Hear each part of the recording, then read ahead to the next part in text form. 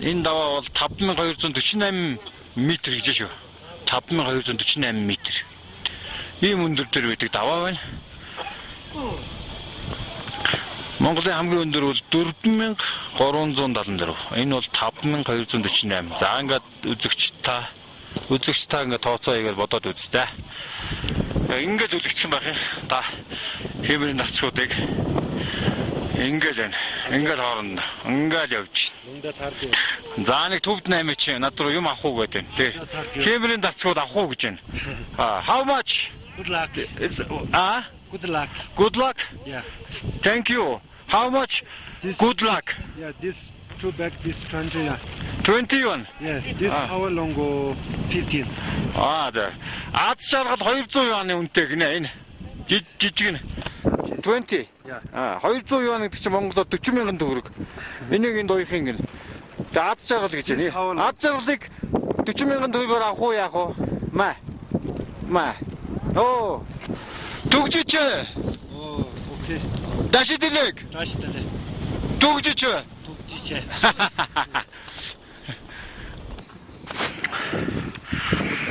Даван дээр 5248 м-ийн даван дээр 8 ч байж ах юм аа. Ингээд төвдөө янз бүрийн бэлэг дурсгал чулуун үйдлэл гямдан нурууны ховор нандин зүсүүдийг худалдаалаад дамлаад байж юм да.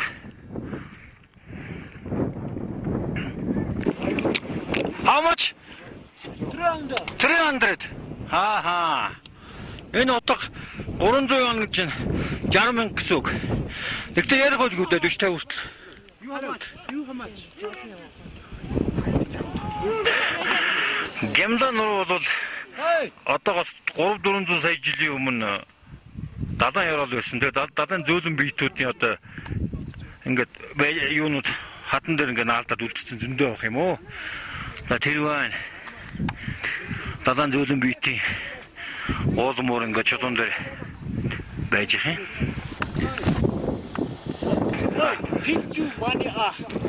Бигчүү маниха. За энэ бол дээлний бүсний харал байж байна. Бүсний харал байна. Та гидсэндээ бариад үзтээ бүсэндээ. Ийм том харалтай. Бүс үстэй юм байна. Тэгээ хамгийн сонирхолтой нь энэ чинь эрэгтэй хүнийх биш гэж байна шүү дээ. Эмэгтэй хүний дээлний бүсний харал гэж байна те. How much this one? How much? This one. 200. 200. За яг энэ байгаа нэг тосгоны энэ зогсоол дээрээс Эверест одоо хамгийн анх амьдаараа харагддаг. Тэгээ барагтай хүмүүсүүд харагдахгүй байж магадгүй. Тэр ч яах вэ? Анх удаа эндээс Эверестийг одоо харж байна манай Ахмад уулзчаад 30-40 жил одоо бүх насаараа ууланд авирахтай энэ уулыг мөрөөдж ирсэн харахынсан очихынсан гэж. Одоо тэгээ ингээд алсаас барааг нь харж байна. Маргааш бид нар бүр бэлдээр нь очино. 10 км дөхөж очино. Одоо бол нэг 200 км-ийн зайтай байна. Одоо харцгаая.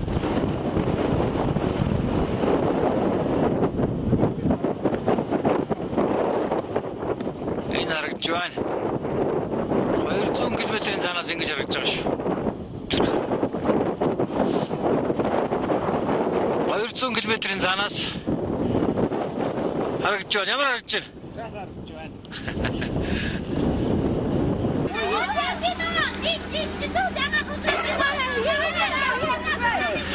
За дэлхийн одоо дэлхий дээр хаанч байдгүй ийм өндөр даваа. Их юм өвгөн сонин даваан дээр шууд 8-д бүрхээд авч байна бид нэрийг. За Эверест маань тэр харагдж байна да.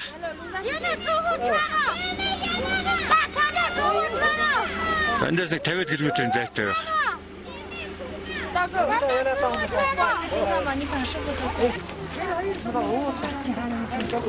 За хайрхны харагддаг даван дээрээс манай Ахмад уулз зураг авах гээд бэлэн болсон байж байна. За энэ даван дээрээс 8,000-аас дээш өндөртөө дэлхийд 14 уул байдгийн 4-ийн шууд харж байна. 4 сайхан оргил эндээс алган дээр байгаа юм шиг харагдаж байх юм да.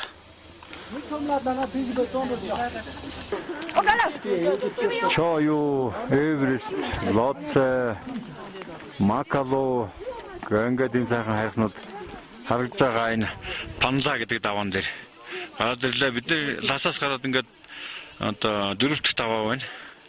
Даваанууд маань метр өндөр нь дээшээ өгсөөр одоо бид нэр ингээд 5300 дээр гараад ирсэн байна. Энэ үүнээс өмнөх даваанууд дандаа та бүхэн санаж байгаа хамгийн ихнийх нь 4441 байсан, дараа нь 5020 байсан, дараа нь 5248 байсан, одоо энэ 5300 м өндөр дээр байна. За одоо ингээд бид нэг 50 км яваад дэлхийн хамгийн өндөр, энэс өөр өндөр бол байхгүй шүү дээ. Энэ өндөр уулын бэлдээр очино да. Одоо тэр энэ харагдаж байгаа хар бараан Эверест уулын наадлын үүл байгаа. Тэр үүлэнд орол очино гэсэн үг дээ. Макалу, Лоце, Эверест, Чойо. За тэгээд цаана алс таргаж байгаа Шиши Бангма гэдэг энэ 8,000-аас дээш өндөртэй 5 оргилыг нэгэн зэрэг харах энэ даваанаас уруудаж явна. За манай багийнхан зогсоод зураг хөргөө авцгааж байна. Зураг авж байна. 8,000-аас дээш өндөртэй 14 уулын 5-ын нэгэн зэрэг нэг даваан дээрээс харна гэдэг бол их ховорхон боломжоо.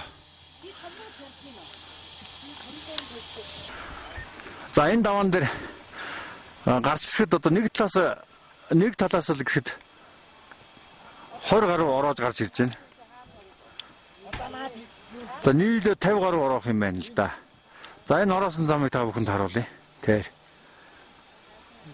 Энэ даваан дээрээ сууж байна. Нөгөө Эверестийг хардаг өндөр даваан дээрээс чи ингээд доошо бууж байна. За тэр доор машин явж явах шиг харагдана да. За тэр машин явж байна.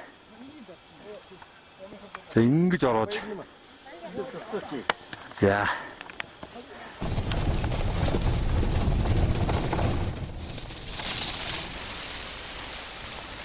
За ингээд манай аялагчид бейс кемп буюу үндсэн базлаагаад хүрээлсэн харагдаж байна тийм ээ. Ер нь энэ Эверестийн хархны дэрэгдэн 5600 м өндөрт бол одоо дэлхийд байгаа янз бүрийн шашин шүтдүүдийн дотроос таалангуяа манай буддийн шашинтнуудын шүтдэг одоо тийм нэг хийд байдаг нь бол дэлхийд хамгийн өндөрт байгаа одоо Ромбук хийд гэж яг энд орчинд байж байгаа юм. Тэгээд энэ Ромбук хийдээс бол одоо хийд бол одоо ч хүртэл ламнар шавлын сууж маш намаа уншиж байдаг. Энэ Эверест тайханд авирахаар ирсэн одоо янз бүрийн орны уулчууд энд одоо бас газар орныхын ёс заншлыг дагаж энэ хийдийн ламнараар бас тодорхой хэмжээний ном уншуул засал хийлгэж явдаг. Уул руугаа жинхэнэ авирж эхэлдэг гэж.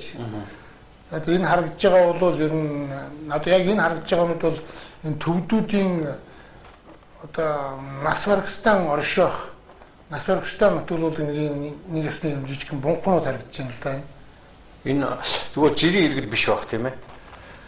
Тийм магадгүй нэг жирийн нэгэн иргэдэг бол одоо ингэж тавьдгаас нөх энэ ингээд дотор бол том жижиг янз бүрийн хэмжээтэй зарим нөрөх том дугумны хэмжээтэй энэ төр байдгийн билээ.